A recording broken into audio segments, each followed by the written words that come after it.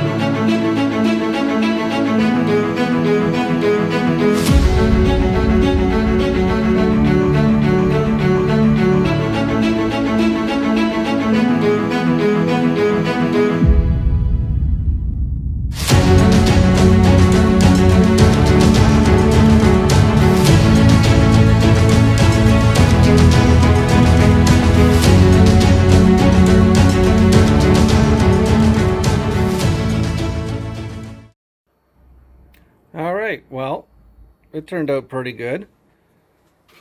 It's got the right depth that we were looking for. Yeah, I'm pretty happy with that. Now we just gotta do the final engrave on something. So yeah.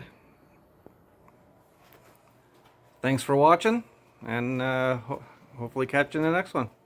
Take care.